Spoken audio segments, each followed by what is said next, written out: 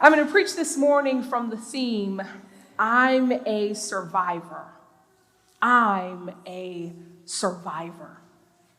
Well, church, last week we kicked off our series, The Big Picture, seeing God's dream for our lives. And we met Joseph, an average Hebrew teenager who did something that changed the course of his life and his family's life. Joseph dreamed. Now, when he saw this dream, did he understand it? No. Thank you. I tried that at 8:30 and everybody looked at me like, are you going to say something? No, he didn't understand it, right? His family didn't get it. But we learned together that God doesn't always give us the full picture because we might get too overwhelmed. And what happens in our scripture today, well, that is proof of exactly that. Here's what happens.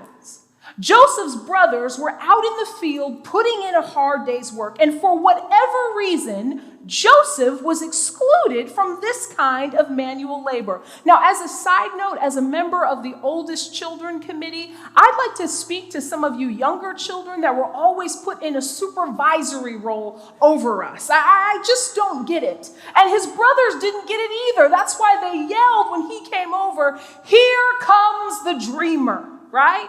Or in the NCG version, not the New International Version, here comes Joseph with his fancy coat and his hot latte and his clipboard to spy on us again.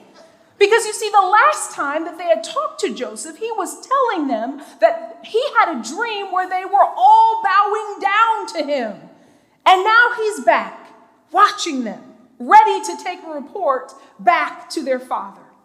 Now, Joseph's brothers could have responded in a variety of ways. My brother had a sitting technique. You may have heard of this. Whenever someone was sitting in the spot that he had claimed on the couch, he would sit on you until you said uncle and got up and gave him his spot.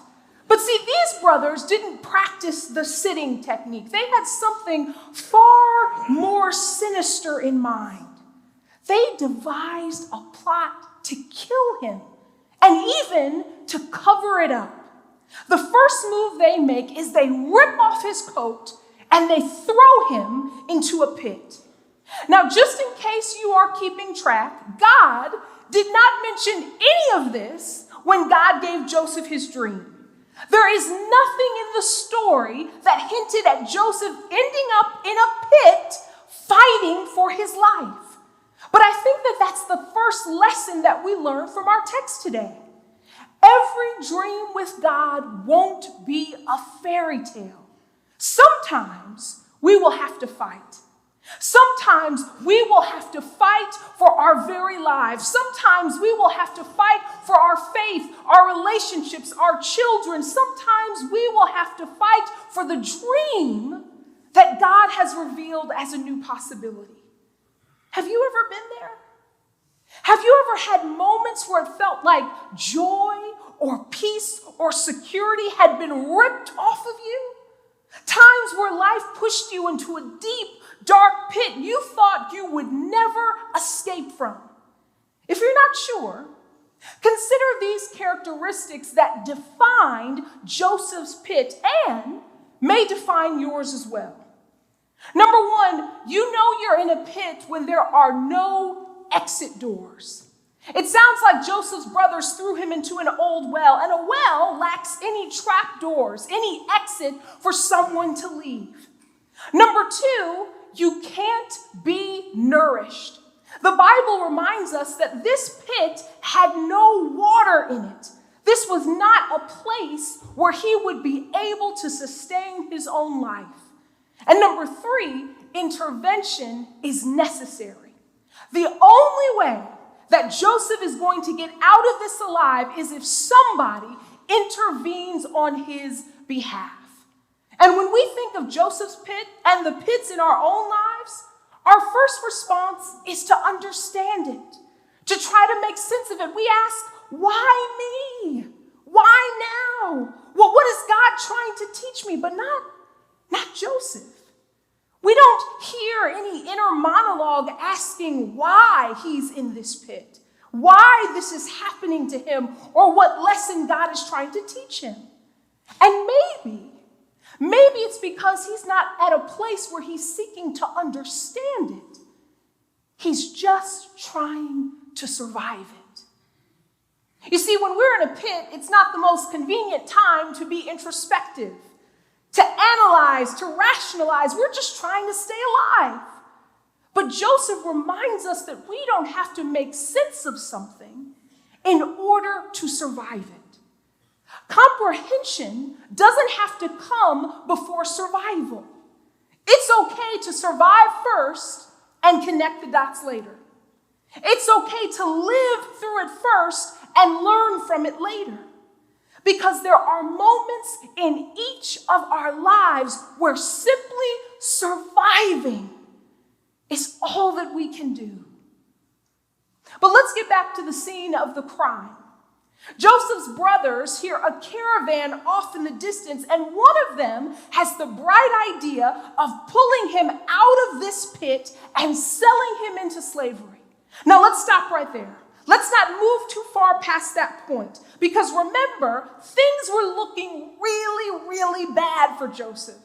The people that were supposed to love and protect him were plotting to kill him.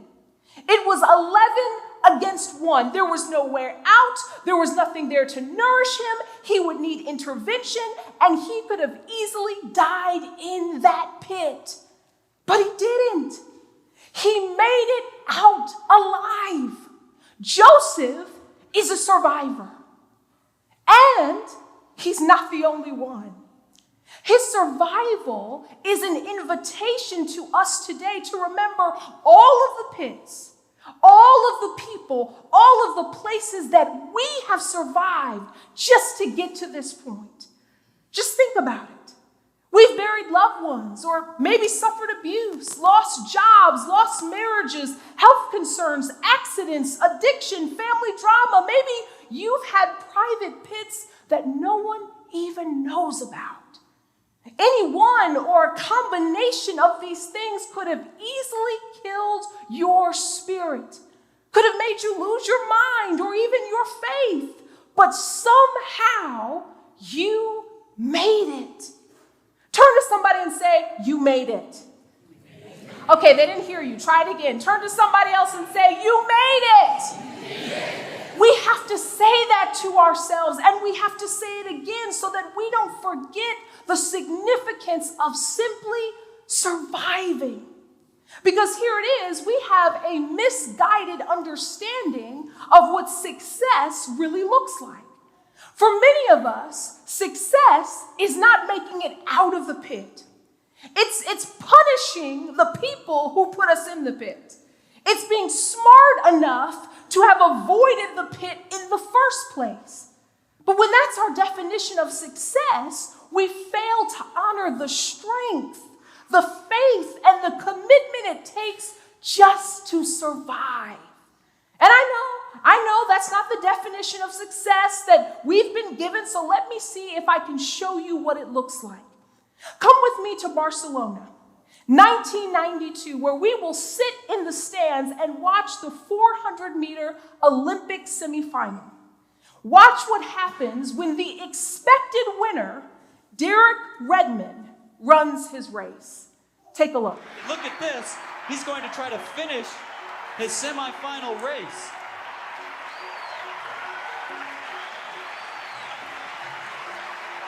The British have a certain tradition of running, which you have to respect.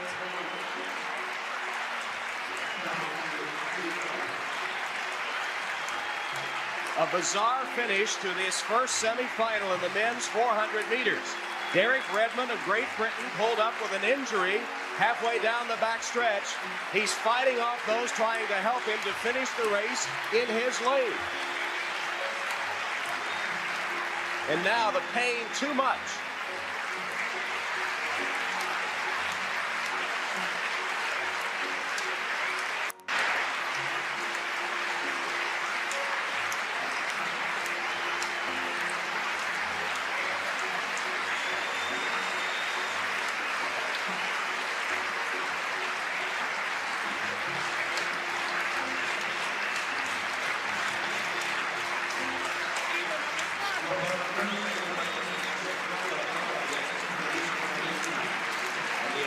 swelling throughout Olympic Stadium as Redmond, with assistance this time, approaches the finish line he had wanted so desperately to reach.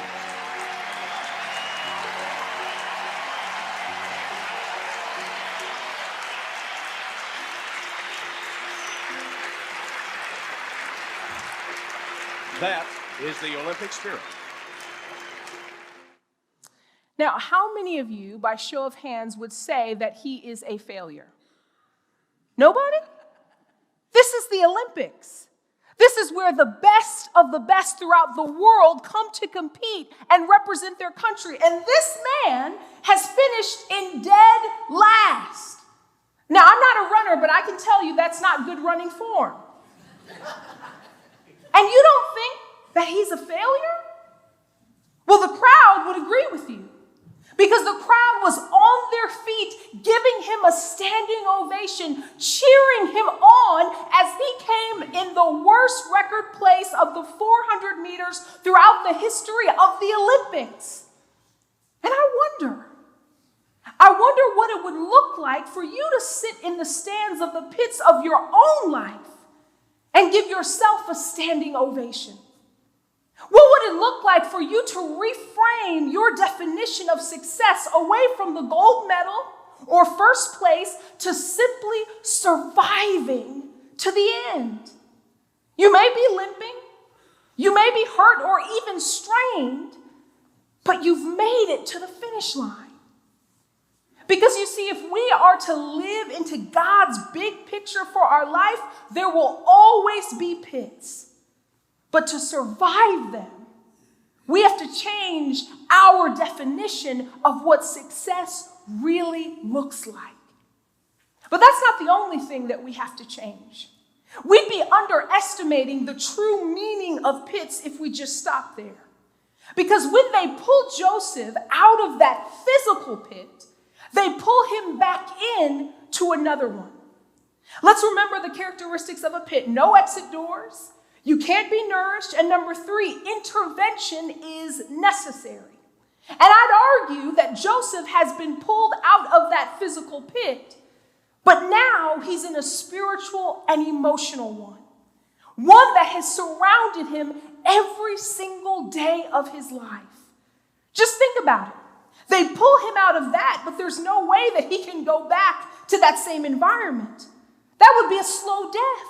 His brothers are never going to let him dream. They aren't going to let God's vision for his life come to pass.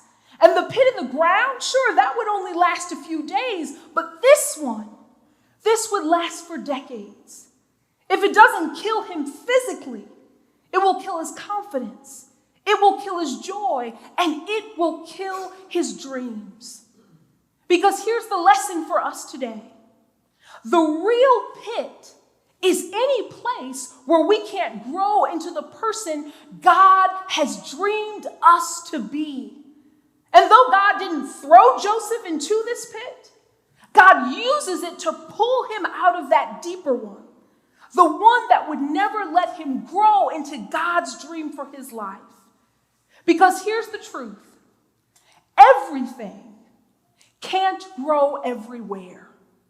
Let me say that again. Everything can't grow everywhere. And we learned that in our text, but I also learned it last summer in my backyard. My husband and I hired a landscaper to do some landscaping around our new patio. And I thought that I would be a good customer, I'd help him out, and I would present him with a list of the things that I wanted to see planted in my own Garden of Eden. I told him I wanted to see peonies and hydrangea and roses and lavender. And you know what, Jill? He politely smiled. He thanked me for that list. And then do you know what he said? No.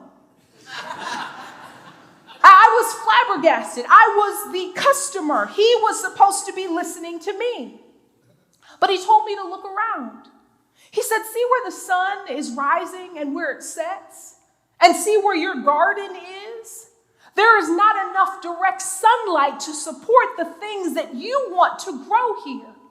He told me that despite my preferences, what I dreamed for that space would never grow. And that's a hard word for somebody here today. You've been trying to stay with people or in places where your dreams are not growing. And you're wondering why the dots aren't connecting, why God's big picture is not coming into view. And it might be that you're in a pit that you cannot see. It might be that you're in a pit where your dreams, God's dreams for your life, cannot grow. And while Joseph is sold off in a caravan where they think his dreams will go to die, they don't know that they've just released him from a deeper pit, a spiritual pit, a people who would never let his dream come into pass. Which begs the question for us today. Is there a pit that God is calling you out of? Is there a place or a people that you need to walk away from so that God's dream for your life can come into view? As you consider your answer to that question this morning, let me offer one last thing that we learn from our text today. At first glance, it appears that this is a survival story of one, where Joseph survives the physical pit and the spiritual pit that his brothers have thrown him into. But what if I told you he wasn't the only survivor? What if I told you there wasn't one survivor, but 11? You see, when we read this story, we often place ourselves in the position of Joseph, and we should. We've all been thrown into pits or will be at some point along our faith journey. But who are we kidding? None of us is Joseph all of the time. In fact, if we're really honest, we move back and forth between being Joseph 1 minute and being his brothers another. Because at some point, all of us will throw somebody in a pit. Maybe it's not something that we do intentionally. Maybe it's something that we say or that we didn't say. Maybe it's something that we do or our unwillingness to do anything. But here's the truth. There have been people that could not grow around us. There have been people that God had to rescue from us. You see, this is as much about Joseph being rescued as it is about his brothers and as it is about you and I. They weren't aware what God was doing for them, and we aren't either. Because God does not just rescue us from the pits that we've survived. God helps us survive the pits that we have pushed other people into. In other words, we are here today because we have survived our own sins. We are survivors from the hands we used to push other people into pits and from the hands that others used to push us in. And as we come to the end of our message today, and I think about this theme of survivor, I think most of us associate that term with cancer survivors, with the grit and the grace and the faith that it takes to battle that disease. And there's a widely practiced tradition among cancer survivors that's believed to have started in 1996 when a rear admiral in the U.S. Navy was undergoing radiation for head and neck cancer. And when his treatment had come to a certain point, he told his doctor that he wanted to follow the Navy tradition of ringing the bell to signify that this part of the job was done. Now notice, he didn't ask to ring the bell when the cancer was in remission or when it looked like it would never return. He wanted to ring it then, right then, because he had survived thus far. Because this leg of the journey was done. And so we did. And the ringing of the bell spread to hospitals around the country and is practiced widely today. And I thought it would be a good idea to borrow from that tradition this morning because I am surrounded by survivors. You are survivors. You have survived pits that people have pushed you into. You have survived pits that you pushed other people into. You have survived no exit doors, no nourishment, and the need for divine intervention.